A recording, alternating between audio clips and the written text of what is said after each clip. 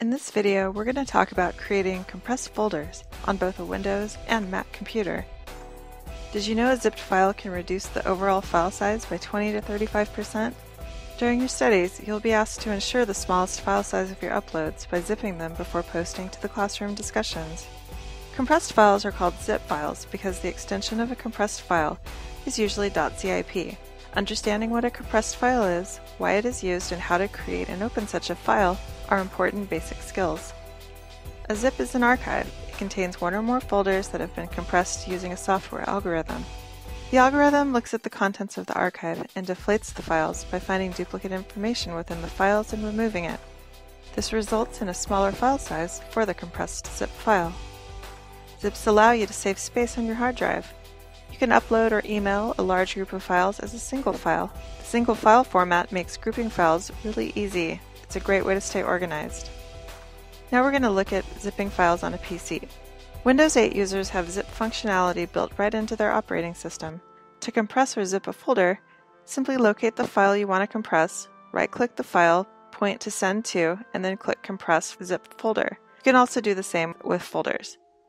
A new compressed folder is created in the same location. To rename it, simply right-click the folder, click Rename, and type the new name. To extract or unzip files or folders from a compressed folder, locate the compressed folder you want to extract files or folders from, and do one of the following. To extract a single file or folder, double-click the compressed folder to open it, then drag the file or folder from the compressed folder to a new location. To extract the entire contents of the compressed folder, just right-click the folder and choose Extract All, and then follow the instructions. If you're not a Windows 8 user, there is a really good alternative called 7-Zip. 7-Zip is a file archiver that allows you to create zips as well as extract them. Best news of all, it's free. It's compatible with Windows, Vista, XP, and several other iterations of the Windows operating system. The best part about 7-Zip is the file manager.